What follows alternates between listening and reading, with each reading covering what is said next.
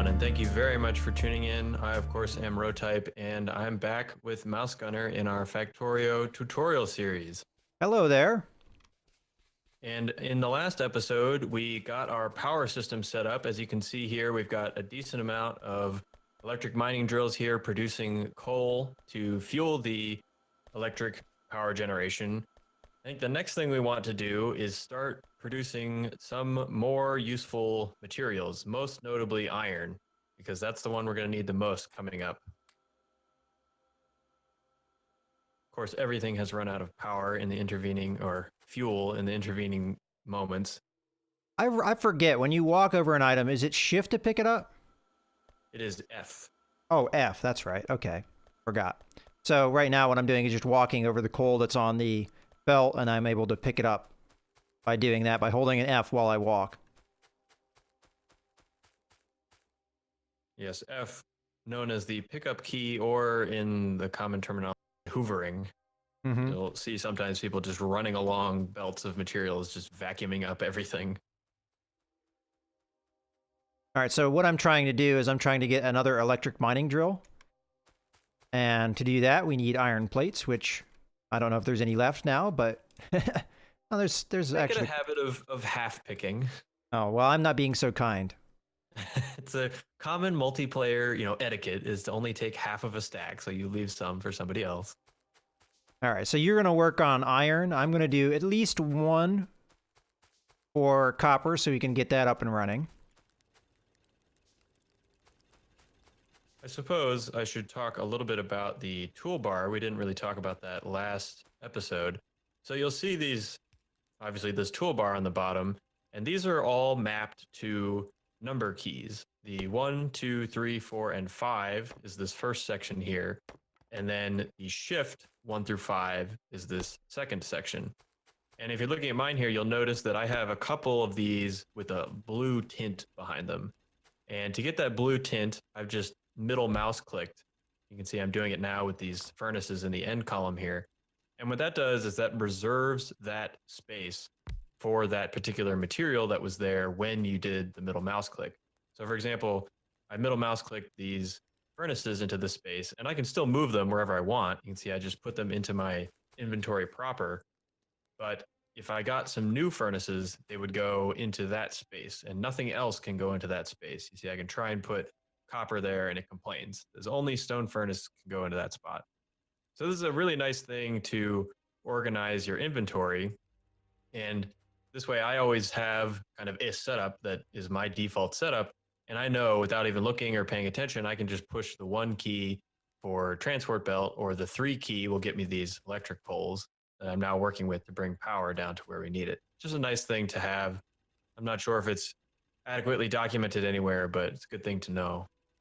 And one thing I just had a revelation myself playing around with this game earlier is if you don't want to hit the number keys, you can just click and drag something from your toolbar as well. So if that shift 1 or whatever your toolbar setup is a little inconvenient for you, you can just come down, click, and drag it out as well.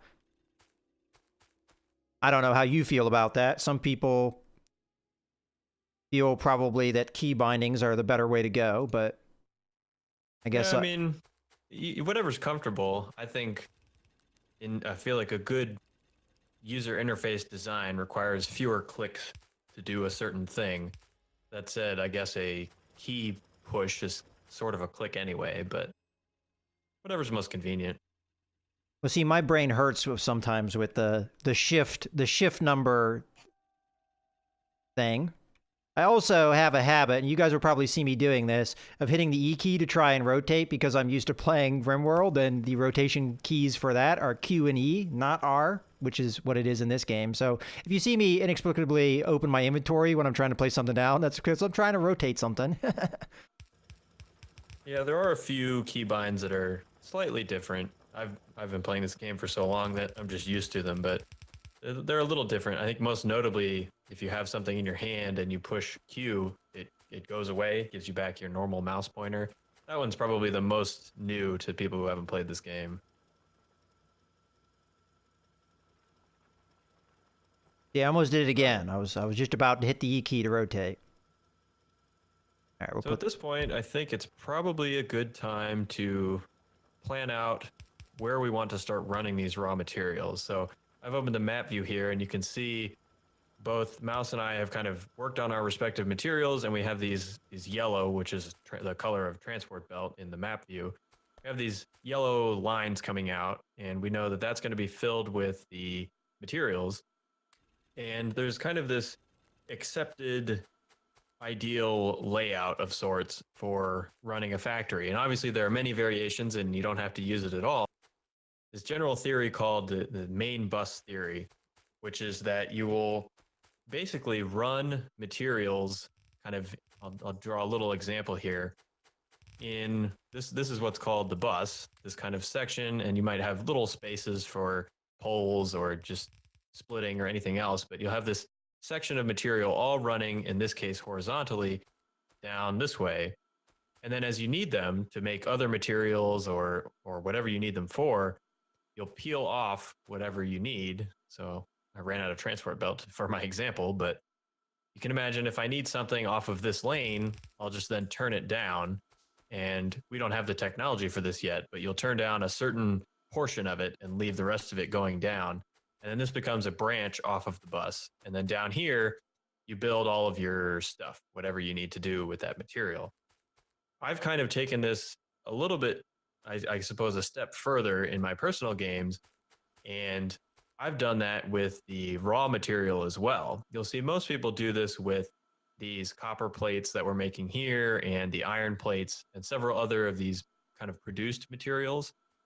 I figure if it's an ideal layout, you might as well do it with the raw material too. So what I'm looking at here on the map is for a good place to run these. I say horizontal because I'm used to horizontal, but horizontal or vertical bus lanes.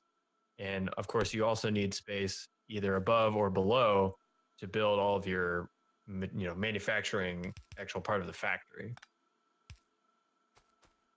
All right, and what I'm doing right now, because he mentioned research, is I'm trying, at least trying, to set up some research, a little bit of research, not anything crazy, just so we can get started on that. So I'm going to do a little tiny bit of like a micro production facility over here with the resources that we have right now.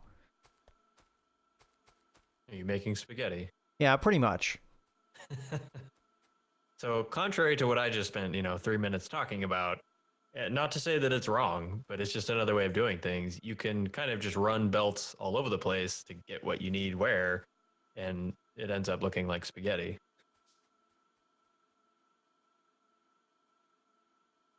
I'm going to take a look at the map here, and we conveniently have this big desert space. So this game has biomes, I guess is what they call them, just kind of regions of differing terrain. And this kind of yellow orangish color is the desert biome. And deserts are kind of nice because they don't have very many trees, which you can see they don't show up super well, but these little green kind of shaded in spots on the map are trees. And you can imagine if you're laying out a large bus type area, you got to get rid of the trees somehow because they're in the way. Or you could just lay it out into the desert. So I think what I'm going to do is probably just start running the raw materials out almost exactly at the level where we are right now and just run them out to the east. And that will be kind of our raw materials bus area. And then we can build up from there. And did we explain the inserters? I don't know if we did. So if I hover over this inserter, as a matter of fact, if I hit the Alt key, you can see a little bit more information about what's going on. So we can see what item is in a furnace, for example. But also, if I hover over the inserter, we can see the bar is where the inserter is going to grab an item from. And then the arrow, just as we've seen before, is going to be the output. So that's where the inserter is going to put the thing. And it'll continue to do that. And the inserter doesn't really care which side of the belt it pulls something from. I think usually it pulls stuff that's closer to it. But if it doesn't have anything closer to it, then it will pull the further item as well. It is worth mentioning, and of course I don't have an inserter on me to demonstrate this. It is worth mentioning that if you are putting onto a belt, the inserter will always put onto the far side. So if you have an inserter to demonstrate this, I have belt. Out of curiosity, I may be getting a little bit confused here. Here's the research. So what we need is copper plate, which I already kind of am producing, and iron gear to produce red science. And that's going to be the first tool that we are going to want for our research. So there's going to be a little bit more production. Oh, okay. He's getting a little bit more complex than I was trying to go for, but that's okay. Oh, I was just trying to demonstrate the inserter here. It's all right. I started an explanation and didn't have the materials to complete it, but here you can see that this inserter is always placing on the far side of the belt, and as it backs up here, it's not going to put on this side. It never will. It's only ever going to put on this opposite side of the belt. That's all. Just wanted a quick demonstration. Okay, so more or less, to make the iron gear, I'm going to have to use iron plates. So I'm going to have a couple different processes here. So copper plate's nice and simple. We just need to put it in a furnace.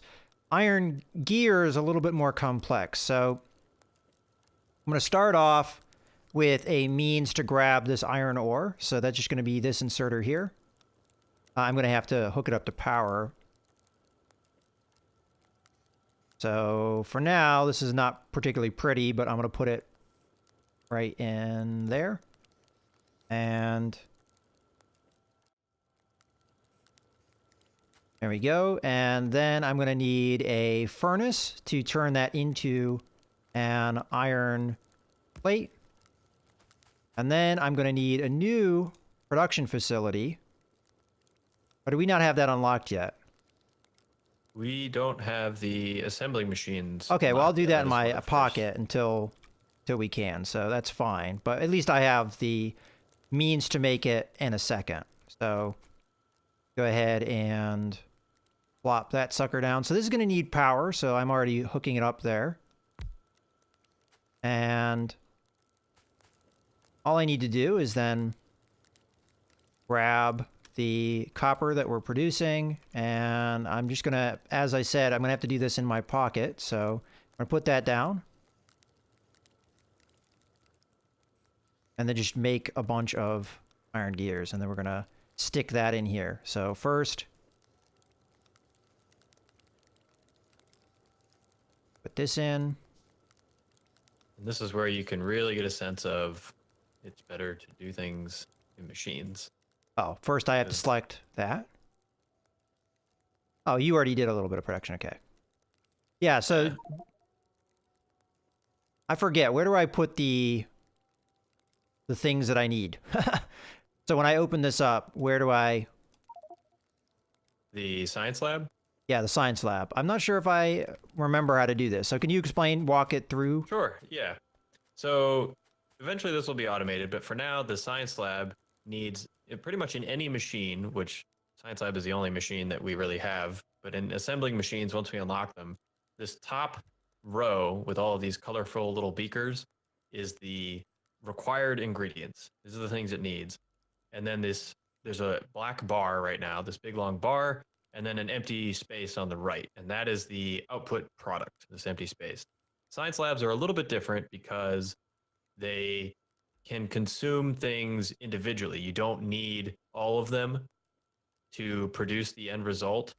But in most machines, you need everything that's on this top row to produce this thing on the right. Science labs also don't produce anything on the right, so that will always stay blank. Now, we've put in 5 of these beakers that we've made by hand. So this is, if we have these materials similar to any of these other items that we can make, we just made these science packs. It takes a copper plate and a gear wheel. The reason this isn't actually working is because we haven't selected any science, which if you push the T key, which I just did here, you can see all of the science. And on the left, you'll see just this big, long list of science. And this isn't even everything. This is just a bunch of science options. The first thing I always research, and I always suggest to research, is this very first one, automation, the one with a inserter placing onto a belt here. Once we click research, you'll see the science lab itself gets this little kind of electric, animation going on.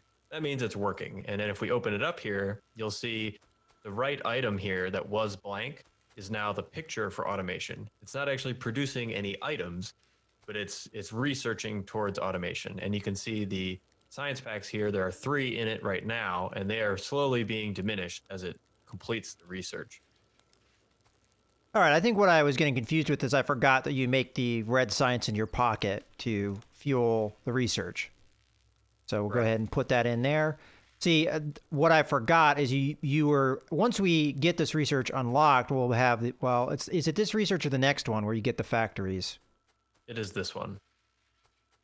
Yeah, okay, so we'll have factories, and then from there I would build the red science and put it into the lab. But we can't do that right now, so I'm just going to have to do a lot of things by hand in the meantime. So as you can see, building a science pack 1 takes 5 seconds. And as you can see in the bottom left here, I just queued one up. It really does. And that's if you have all the other materials. And while you're doing that, you can't also build whatever else you want to be building. So like I'm focused on transport belt right now. So I'd rather be building that to complete my bus and have this being made automatically. So this is an excellent example of a reason to get machines to build things for you, because you'd rather be doing other things. And once we've done a bit of research, the machines are actually faster than you are. Okay. So what's just happened here is we've finished our first research, and that is why it blinged. You can see the icon changed up there. We got the flashing. This also popped up. I don't know if it did for you, but it popped up the research queue kind of window in front of your face. Yeah, that's what we're looking at right now. Right. So this is another mod that we have that I find super useful, because you can just, I mean, as it says, you can just queue up a whole bunch of research and then forget about it. And as I conveniently just finished talking about, if you have the production of science automated, then you really can just queue up a whole bunch of stuff and let it go and not pay attention to it at all, which I find super convenient. Okay, so what would you recommend be the second thing that people should, or as a matter of fact, why don't you recommend your queue?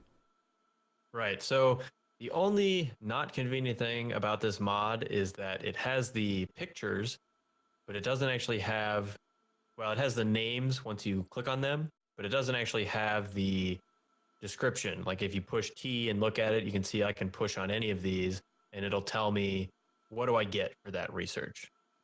If I were this mod maker, I would incorporate that into this mod. So a lot of times you might see me kind of pop up this window and then not actually select anything to research, because I'd rather put it into the queue. But I just pushed something there for an example. But what I think the best item to research is actually logistics, which is this one here. And you can see it put it second in the queue. And I don't want that. I want that first. So conveniently I can just push up. Sometimes it's a little bit hard, but there we go. So it now changed the priorities here, and it's going to do logistics. The only difference is the very top thing is kind of locked in unless you change it via the actual menu, this research menu. So I'm going to go ahead and change there on the main menu to logistics, and then I'll just go ahead and populate this queue below, and you can mix and match that one as you want. So generally from there, I picked logistics as that gives us our different types of inserters and our splitters, which we'll talk about a little bit more when we get them. From here, it's kind of player choice. I'm going to go with probably automation 2, which gives us some extra tools. Electronics is very useful. From there, I don't know. We'll see how it goes. Probably steel, I think, it might be a good thing to go next. But we can talk about these as we get towards them. But just a nice, useful initial queue to go with. All right, and with that, we're getting close to the end of the video. Yeah, I think that is a good point to break. We've kind of accomplished, maybe not automated, but a little bit of science. So thank you all very much for tuning in. We'll be back soon with another one. This is Rotype, and I'll see you next time.